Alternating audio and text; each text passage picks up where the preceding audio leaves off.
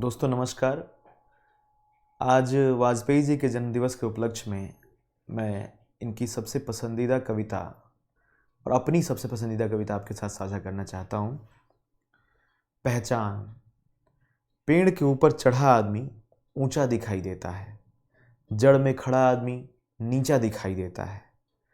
आदमी न ऊंचा होता है न नीचा होता है, न बड़ा होता है न छोटा होता है। आदमी सिर्फ आदमी होता है। पता नहीं सीधे सपाट सत्य को दुनिया क्यों नहीं जानती है। अगर जानती है तो मन से क्यों नहीं मानती।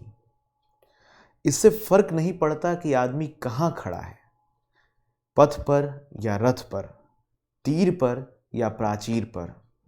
फर्क इससे पड़ता है कि जहाँ खड़ा है या जहाँ उसे खड़ा होना पड़ा है, वहाँ उसका धरातल क्या है।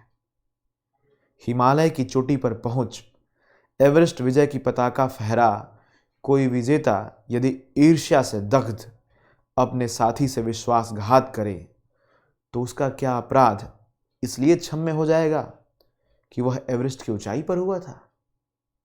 नहीं, अपराध अपराध ही रहेगा। हिमालय की सारी धवलता उस कालिमा को नहीं ढक सकती। कपड़ों की दुधिया सफेदी जैसे मन की मलिनता को नहीं छिपा सकती। किसी संत कवि ने कहा है कि मनुष्य के ऊपर कोई नहीं होता, मनुष्य के ऊपर कोई नहीं होता। मुझे लगता है कि मनुष्य के ऊपर उसका मन होता है। छोटे मन से कोई बड़ा नहीं होता और टूटे मन से कोई खड़ा नहीं होता। इसलिए तो भगवान कृष्ण को शस्त्रों से सजे रथ पर चढ़े कुरुक्षेत्र के मैदान में खड़े अर्जुन को गीता सुनानी पड़ी थी।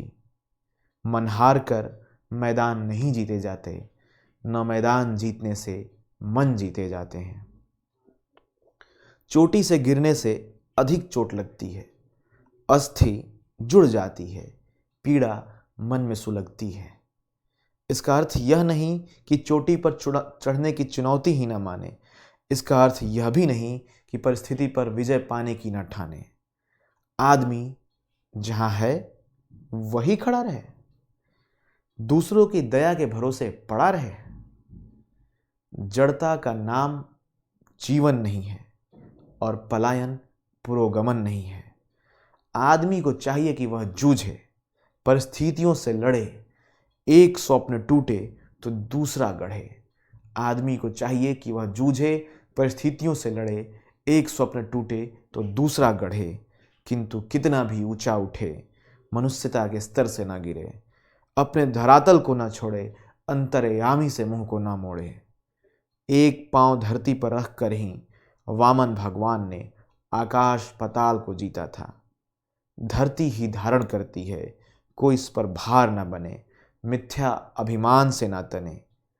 आदमी की पहचान उसके धन या आसन से नहीं होती, उसके मन से होती है। आदमी की पहचान उसके धन या आसन से नहीं होती, उसके मन से होती है। और मन की फकीरी पर कुबेर की संपदा भी रोती है। मन की फकीरी पर कुबेर की संपदा भी रोती है। दोस्तों, 9 वर्ष मंगलमय हो। और 9 वर्ष के इस अवसर पे मुझे लगा कि वाजपेयी जी की ये कविता आपको नए तरीके से प्रेरित करेगी। और आप बने रहिए हमारे साथ, जुड़े रहिए हमारे साथ।